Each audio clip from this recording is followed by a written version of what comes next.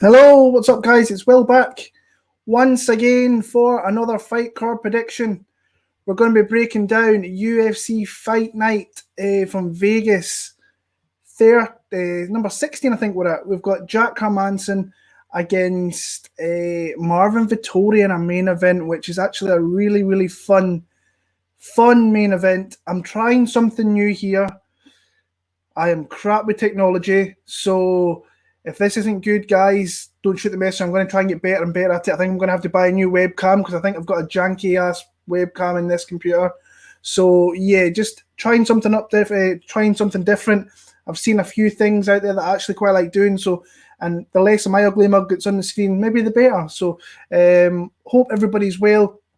Coming off a really shitty week for picks, I must be honest with you. But betting-wise, I managed to finish off November on a massive high. Had a right good run through November, made some good money, and I've given myself some big profit getting into the last month of the year. So yeah, but I want to get my picks better, and then I'm looking ahead to 2021, where I am gonna look to do 3 shows a week and some different things if I can work out how to do all this and other things as well. So it's much appreciated to all you guys. If you're new to the channel, please hit the subscribe button. Please hit the thumbs up if you haven't already, and just help grow the channel. We are 40 subs away from hitting 4,000. We've got a full month to do that. I think 3 cards. Let's see if you can help me out and do that. It'd be much appreciated. I really like this whole setup thing, but it might take me a little bit to get used to it. And like I said, I think I need to buy a new webcam, which I might have to kind of jump on with these sales that are going on at the minute and see if I can catch myself a bargain. I've got an iron one, which I might like. So, and I also just want to say a massive thank you to the couple of guys who reached out regarding making some money towards, donating some money towards the animal charities. I'm continuing to speak to those people. And if there's anybody else out there, please hit me up through Twitter or through my email address. So, I'm just going to have a little look here because I see, oh, look at that, comes in the screen. So Jack Hermansson plus 133 money from Damon Handel there. We'll see. And one of the good guys that watches me week in and week out, Kiro the Tank from over there in beautiful Ireland. So guys, we're going to get into this. So I'm going to go into this split screen thing here and quickly show you the card, what's going on here. So into Tapology here. Starting off down in here, really fun, actually really fun looking card for me, considering I'm coming off last week, which I wasn't a big fan beforehand, turned out to be a great card. So we're going to get started straight away in the prelims here with the first fight of the night. We've got Luis Smolka against Jose Alberto Quinones. Teco, a fight that was made 2 weeks ago, and Luis Smolka botched his weight cut. I seen him on his Instagram just playing his PlayStation when he was in his sweatsuits and stuff. I was like, dude, come on, you're supposed to be a pro, like, concentrating that first. Then I seen him eating food in his manager's house afterwards, and the fight got put together a little bit there. So I'm looking at this here. I bet Teco Quinones a couple of weeks ago.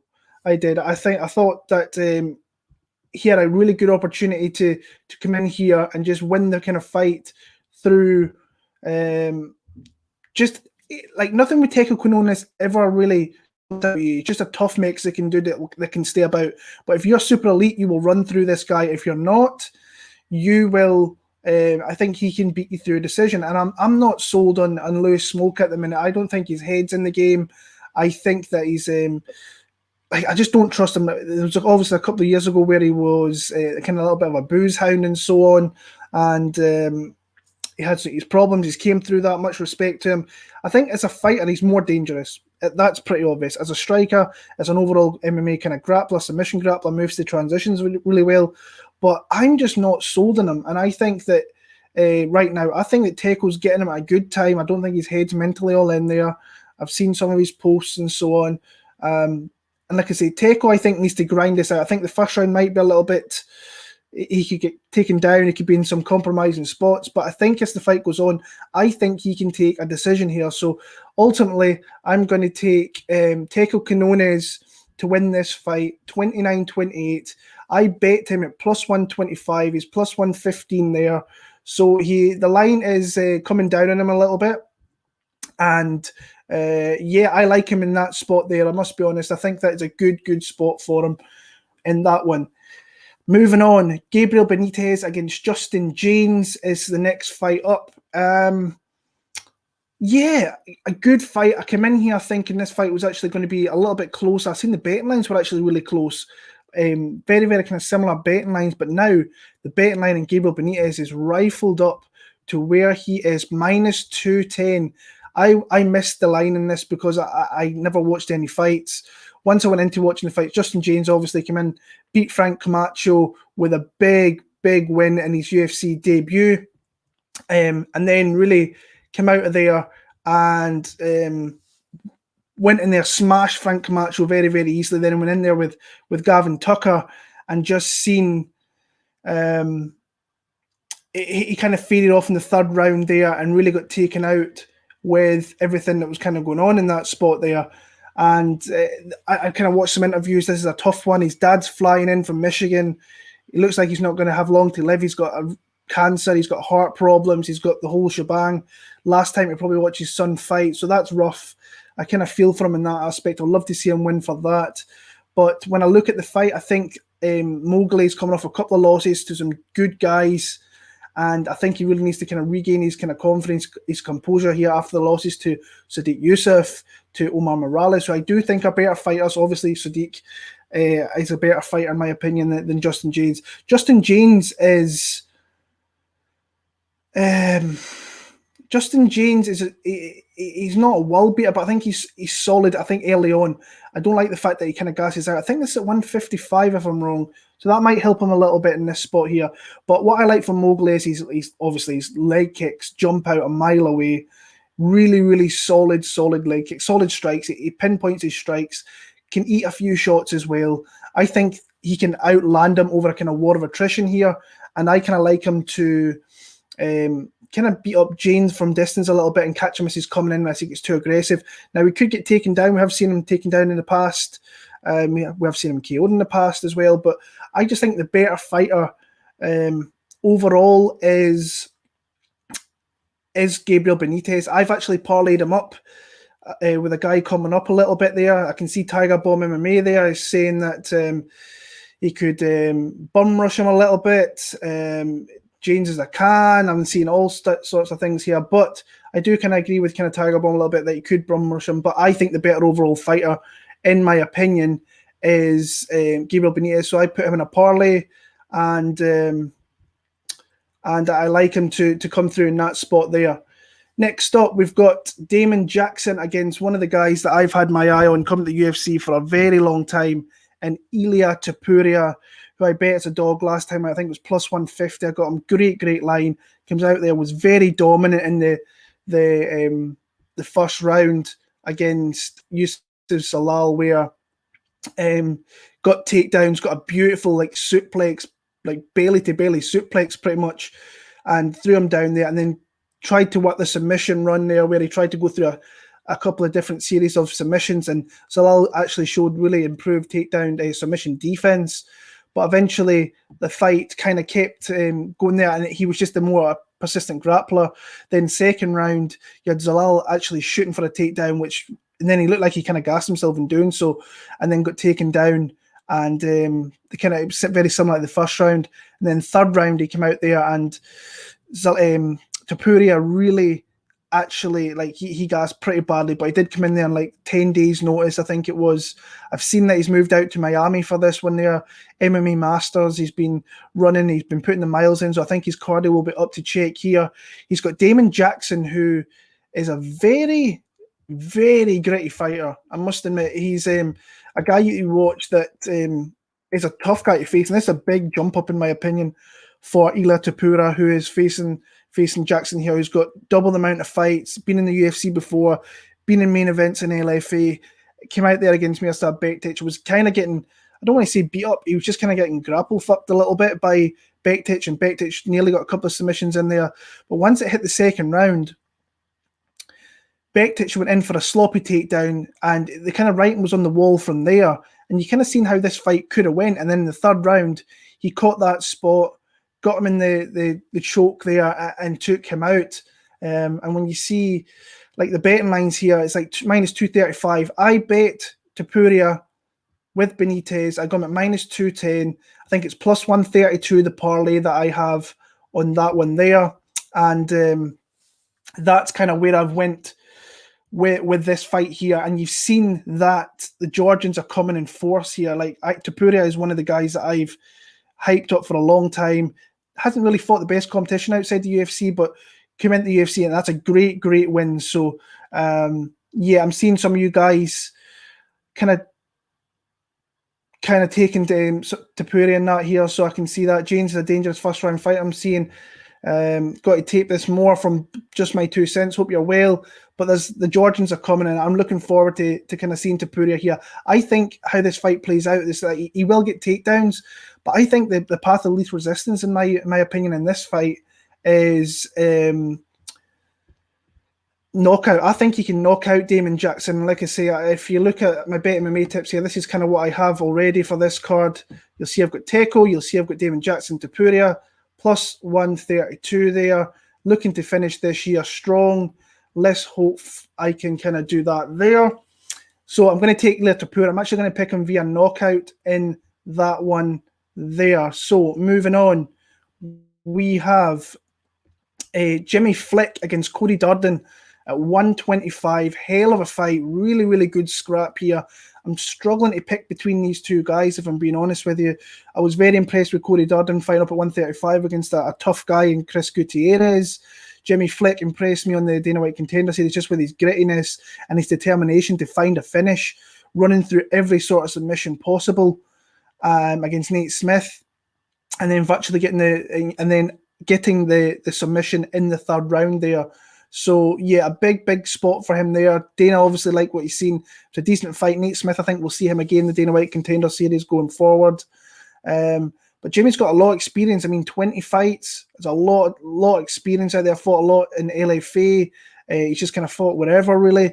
Then you've got Cody Durden from out Georgia, who's went to American Top Team for this one here, and he's gotten good looks. I heard his interview today where he's been training with Kyoji Horiguchi. Anytime that you get Kyoji Horiguchi, I mean, that is a real, especially if you're like training with that guy, that is a really good spot.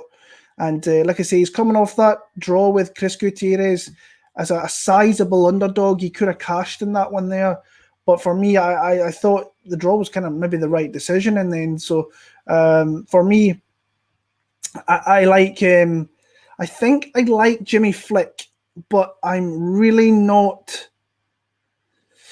I'm not too confident in either side here. I think there's going to be who can establish position on the ground. I think who can run through, like if he can get spots where he can be dominant and top and find submissions, then he can maybe win rounds. But I can also see Cody Durden maybe getting top position and avoiding kind of flick off his back, getting submissions and so on. So I think I'm going to lean Jimmy Flick. I'm going to watch a little bit more in this, in my opinion, and see how it goes. But the official pick is going to be Jimmy Flick, I think via a very close decision, but he could get a submission out of there. But I think Cody Durden's, I'm interested to see him at 125. I'm interested to see how he looks kind of going forward in this one there. So Matt Wyman against Jordan Leavitt up next. I'm picking Jordan Leavitt in this one here, coming off the Dana White Contender Series where he beat Luke Flores. The guy's, it's pretty obvious what he wants to do, really, and that is get the fight to the ground. It's fairly simple here, and he did that very well. And you've seen it, like this was a quick turnaround against Leva and Lewis, jumped back in there like 18 days notice. The Dana White Contender Series, got himself a contract. Striking's not great, but like I say, once he gets to the ground, that's his bread and butter. He positions himself very well, looks for submissions all the time. He's another guy that will run a lot of submissions. Matt Wyman, I mean, he's a black belt. I think he's against a purple belt in Leavitt there. But Matt Wyman, I mean, he's come back and he just looks like 2010. Like he looks like 10 years out of the sport, a completely different generation of fighter. I think the UFC kind of know what they're doing here. But again, he's a black belt. And Jordan Leavitt is going to come in here. He's going to look for takedowns. He's going to look to kind of choke him out in the ground. And Matt Wyman's, like I say, he's a black belt. He's been fighting for a very long time there. So for me, I'm going to go Jordan Leavitt. I'm not super. I'm I'm looking forward to seeing Leavitt, but I think that the betting line, let's bring up the betting line here, because the betting line is kind of crazy in my opinion. Minus 390. I can see why it's that high, but I still think that Matt Wyman, I mean, that's getting put up pretty significantly. He could take him to the ground and absolutely school him. Could Leavitt just be being stronger, getting position in there? But I mean, he's a black belt and he's got a lot of experience to boot. So, yeah, I'm going to go Jordan Leavitt in this one. But right now, I think the betting line is a little bit too high. I don't really want any kind of part in that. But I'm going to take Jordan Leavitt to win in that one there.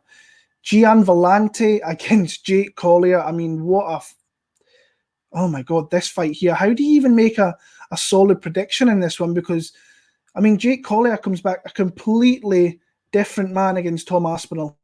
Like a completely different guy where, look at that picture there.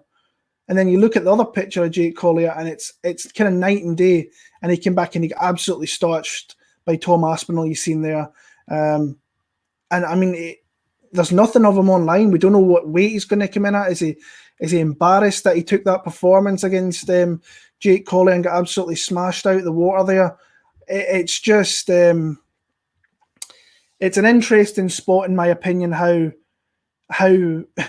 he's going to look. And Gian Villante, I mean, he's getting submitted, being in top position, and Maurice Green is submitting him off his back. I mean, two guys that are just went up to heavyweight, not looking in the best of spots at all. For me here, I've got no, like I said, I watched some fights and I'm just like, I watched Jake Collier from like 4 years ago.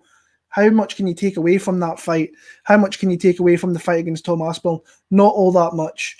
I'm going to take the dog. I'm just going to go dog or pass in this one because Gian Villante will fade out after the first round there. He could box up Jake Collier. Who knows what we're going to get from Jake Collier? I'd rather just take a shot in the dog and hopefully it comes through. Want no part betting there. My boy Tiger Bomb MMA there. I got Jake by looking like Chaz Bono. Ooh. So yeah. Who have you guys in the chat got in this one? Because I've got no clue and no confidence in really either side, but I'll take a shot in the dog. Let me know as we're going through the fights here, guys. Who have you got in these spots here? So yeah, we're going to move on to who have we got? Movsar Evloev against Nate Landwehr. Interesting fight. This betting line is another one which is absolutely skyrocketed, where you have Movsar Evloev minus 550 against Nate Landwehr. I liked him at minus 350. I thought it was a parlay piece.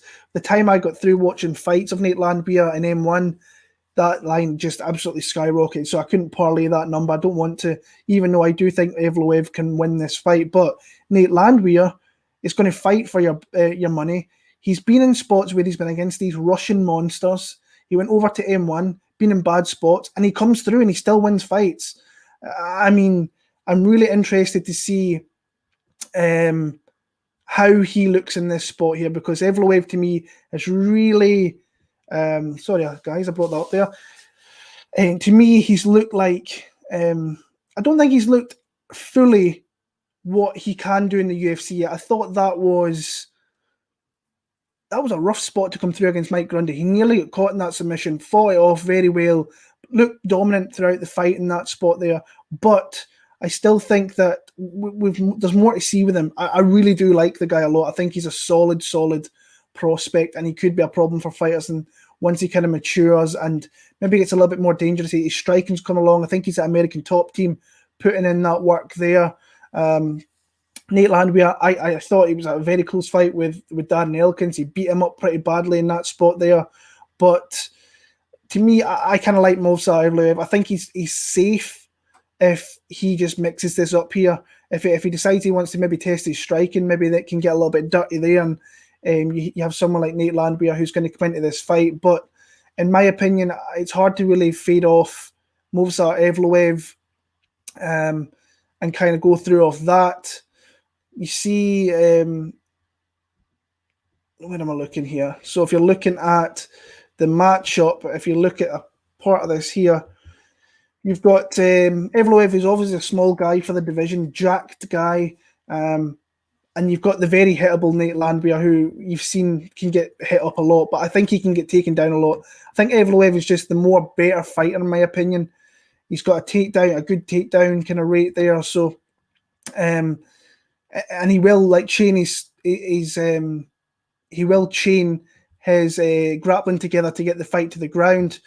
I like Movsar Evloev. There's not too much I can really kind of go into there. So I'm going to take Movsar for the win there. Sorry, guys, just going to take a little drink here. Throat's getting a little dry.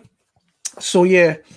Kiro the Tank is saying he's got Villante in the Collier fight. How confident are you in that spot? Because I don't know. I can't be kind of confident in that spot there. So, yeah. Roman Dolidze against John Allan. Interesting fight here. Very interesting fight, because I've seen some people actually message me regarding John Allan, and I'm like, I'm not on that side, but I could maybe see why, because if you watch the Mike Rodriguez fight, you can see his path to victory is maybe through his grappling.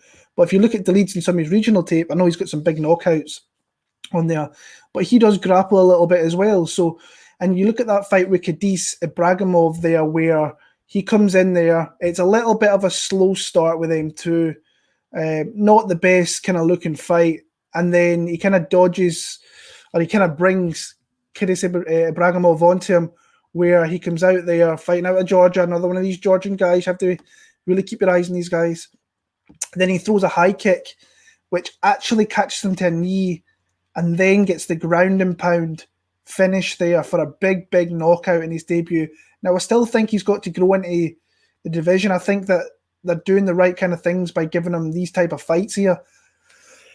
Excuse me. But John Allan, I mean, I think he's coming off a USADA suspension. Beat Mike Rodriguez in that spot there. Like I say, the betting line to me is kind of a little bit tempting here, because Dolidze is like minus 165. I think he's a little bit lower than that here in the UK, which is interesting to me. I mean, he's been kind of fluctuating a little bit there. He was down at 170, and it's kind of not much action's really come in him as of yet. But yeah, I think I like Roman Dolidze. I think that he can. I think he can grapple a little bit here. I think he can stop takedowns against John Allan. I mean, he lost to Vinicius Moreira, which is. Did he beat him actually? I'm not actually 100% sure on that actually. Let me bring that up. John Allan, one of these guys lost to Vinicius Moreira. He did. He did. Yeah, I remember that now. That's never a good look. Never, ever a good look in that spot. But Ibragimov, like I say, he was not UFC caliber. Dolidze just kind of got the good opportunity to come in there and take him out. So for me, I'm going to take Roman Dolidze. I think he's going to knock out John Allan. I think that's his path to victory there. I like that spot for him. I'm going to keep an eye on that betting line, because I think it's a really, really good spot for him. I think that if he can come through the grappling exchanges, keep himself in the feet, and I never got the chance to look at where he's been training for this fight, whether he's managed to get out to the top team, because he did that before. Went to Amsterdam to work on his striking a little bit beforehand as well. Yeah, I think I will go Roman Dolidze via knockout in that one there. I've lost my train of thought with this card here. Taila Santos against Montana De La Rosa. I've got Taila Santos in this one. I think she garnered a lot of confidence from that win against, what's her name, Molly McCann. That was a big spot. I mean, the Romero Barella is never, ever a good look losing to that girl. I think in the third round, you could see that she started to get a little bit more calm, a little bit more confident in being in the UFC octagon. And then she really took that over into the Molly McCann fight there, where she really put some numbers on Molly McCann and just absolutely beat her up from the outset. And I think I bet Molly in that spot, and that was just a bad bet in my part. And that happens sometimes. You look at Montana De La Rosa, she is a girl there, I'm just bringing up her record, who she came through a really tough battle against Viviane Araujo, where she got hit a lot in that fight, really couldn't get her wrestling off too much there. She's coming off her win, like her last win was Mara Romero Barella, which is, I mean, she's not in the UFC anymore, I don't think. So that's not a spot there that that's not a bad spot to kind of get if you can get Mara Romero Barella and try and beat her with the wrestling, and that's kind of what she did in that fight there. I've seen in an interview that she's not made her way out to Colorado, which is a little bit interesting. She's been doing the whole home gym thing with Mark De La Rosa, former UFC fighter. So I'm interested to see what her game plan is. Obviously, she's a wrestler by trade. She's not going to want to stand with Taila Santos. Is very, very crisp with her striking. To me, I've got Taila Santos. She was actually someone... Where's the bet in mine? I was going to bet a little bit, but... Where is she? Minus 210. I think she's a decent parlay piece in that spot there. If De La Rosa can't get her wrestling off, then I think she's in trouble in the feet. So, yeah, De La Rosa, I think we'll lose this one here. Seen that she's just signed a new contract, which is always nice to see, kind of rewarding her. She's definitely getting better. She's coming on along with her striking. I'm interested to see how that goes. But I am going to take Taila Santos for the win there. So let's move on to the co-main event of the night. Ovince St. Preux against Jamahal Hill, a guy that I picked against last time, actually bet against last time, and he made me look silly by starching Clinton Abreu inside about 90 seconds, I want to say. 2 minutes there at saying 151 of the first. Dropped him inside the first 20 seconds. Great. What I really like about him is his overall, just his striking in general. I think it's very fluid, very long, very awkward to deal with. Can throw like a short right hand, come down the pipe with a big left hand, and then you've seen if you're getting close, you can throw a knee straight up the middle and really put it on fighters. And that was a beautiful time knee straight to the body, hit him down there. But this is a big step up in your third UFC fight to go from what he has to Popek to who's the other guy that he beat in his UFC, Darko Stosic, to Clinton Abreu, to Ovince St. Preux, who is, in my opinion, at the end kind of his career, but is still a very, very tough guy. And these prospects, he's beaten some of these prospects on us. Like, I mean, Tiger Bomb's pretty much hit it in the nail there. It's a prospect killer. It's very true. I mean, I just think that Jamahal is a little bit too fluid and too flashy, I think, for OSP. Now, it'd be interesting if this fight hits the mat. I think OSP down there could maybe... I think OSP against a lot of guys down the ground is a tough matchup for a lot of guys. So, yeah, I like Jamahal Hill here. That's another guy I feel like I could throw some money on in a bet this week. But... I want to see a little bit more from Jamahal Hill. I want to see him go 15 minutes. I want to see what he's got across here, because I do think the guy's got a lot of talent, a lot of skill. I think he's starting to garner a lot of hype, and we need more guys at 205, in my opinion. But OSP is a big, big jump up, from my opinion, what he's faced against Clinton Abreu, who I can't believe I bet him in that spot now. It's just I think I got tempted with the plus money. I still wasn't too keen on Jamahal Hill, but I like I say, I think this is a good fight for Jamahal Hill. I'm interested to see him here. Who have you guys got? I've seen that Bobby Harper is saying here Jamal's volume gets him the win. Going back to the previous fight, we've seen from 9 minutes showing up here. It's like De La Rosa been training heavy with Lauren Murphy. That's not a bad training partner to have. So yeah, interesting to see how these fights kind of play out. But looks like I think majority of the people are going to have Jamahal Hill. I'll be interested to see if there's any ballsy people out there putting money on OSP, because I do think that he can cause some problems there. So yeah, guys. So into the main event of the night, I think we're already there. This just went very, very quick. We have Jack Hermansson against Marvin Vettori. It kind of sucked that Hermansson's opponent kind of fell off. I thought that was going to be a really, really good main event in that one there. I thought that, in fact, I was looking forward to the Darden Till fight. I thought that was going to be a really good one. And then Kevin Holland, I thought was another good fight for Jack Hermansson. I thought it was going to be a couple of really good, interesting style matches. And then you've got Vettori, who's been shouting out from the heavens about fighting someone in the rankings there. He was going to fight Jacare at UFC 256. He got pulled from that one to jump into this spot here. And now he's got, like I say, he's got the Joker here. And I'm seeing a lot of people on social media really going back and forward in this fight, where I think it's a very close matchup. I think that I think that Marvin can cause Jack Hermansson problems, but I think Jack's a tough guy to face. I think he comes out heavy. I will always love the fight against Jacare Souza. I thought that was a really good fight for him to come out there and really establish himself, and he did that. I bet him as an underdog in that fight. Great cash in my part for that. Great performance on Jack's part. But the last fight was a little bit of an indicator to me that once he can't get his game going or where he needs to get it, then he does struggle. And that was against a killer in Jared Cannonier who can knock you out in an instant, and that's what happened. Marvin Vettori's not that type of guy. He's more of a blockhead, eats a lot of shots, not got the best gas tank, but is very, very tough. And it'll be interesting to see, because this is 5 rounds. Jack, to me, has got those big leg kicks. I think that he can take down Marvin Vettori.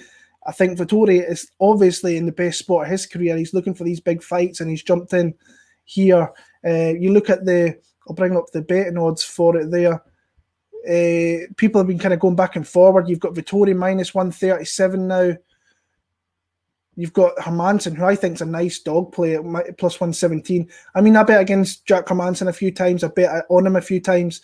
I feel like I have a decent read sometimes, but he had that Kelvin Gastelum fight there where I thought Kelvin was going to beat him, but then he comes out and he catches a heel hook and then really kind of puts it on him. So, yeah, it's interesting to me, this fight here. Actually, I am tempted with the Jack Hermansson dog money. I'm interested to see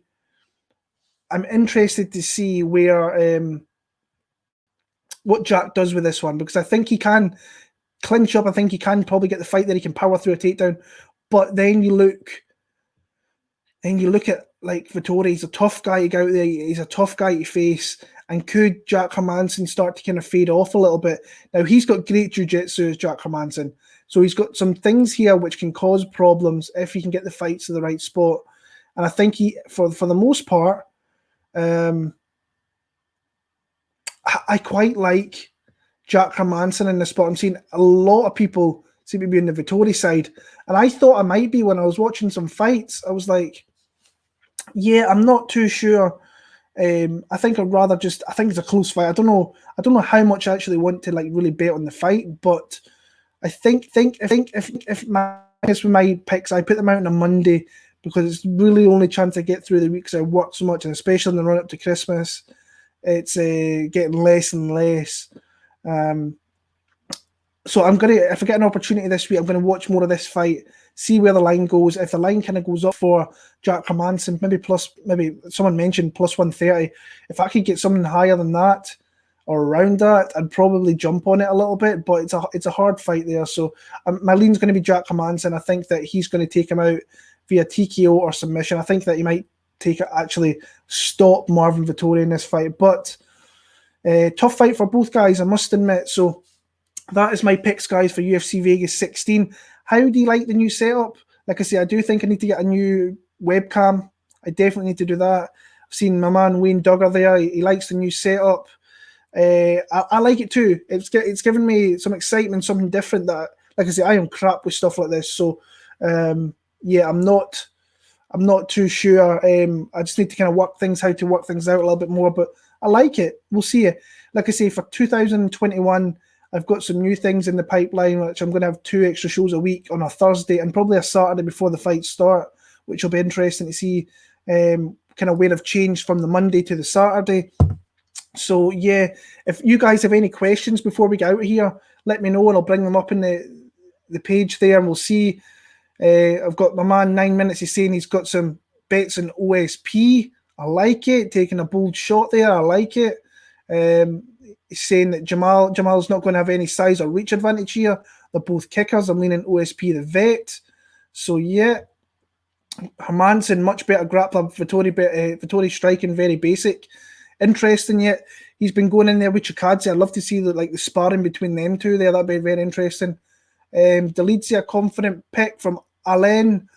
Raju, he might be as the week goes on. I need to wait and see. We still really haven't seen that much from him. I'd like to see a little bit more from him. So, yeah, I think that's going to be us, guys. If nobody else has any more questions here, thank you so much for tuning in. Like I say, this is a bit of a different one. I will try and get the timestamps up and the ads all sorted out as soon as I can. And like I say, if you like to donate to or like to donate or like to help me donate as a channel to animal charities, that would be much appreciated if you get in touch. But if, like I say, I'm not pushing for that. If you do, you do. So what do you think Jack's best paths to victory? I think grappling, but I do think that could tire him out a little bit and then maybe play into the wheelhouse of Marvin Vettori. But I think if he was to fight at distance and really bash in those leg kicks, then I think that he could hurt him there. Parlay of Dolidze, Evloev, Benitez, Tapuria. Interesting. I like it there. Moy's audio. I am Preux. Appreciate that, Moyes. Andy gave me a super chat, so that's much appreciated. He's been doing great with his picks as well. I've been seeing recently, so much respect to you, Moyes audio. I am Preux. Actually, I am Preux sounds nice, but it's 11 p.m. A little bit late for that. I'll have some tomorrow. I pretty much bathe in I am Preux because that's what we do up here in Scotland. So, guys, until next week. I don't know, actually, what's the card we have next week? Is it the pay-per-view, I want to say? So that's interesting. UFC 256, Davison against Brandon Moreno. Really looking forward to that fight. Davison and Moreno's going to put on a barn burner there. Guys, until next week, all the best. Appreciate the thumbs up. Appreciate the likes. And if you're a new subscriber, let's get to 4,000 subs. We're 40 away. All the best. Take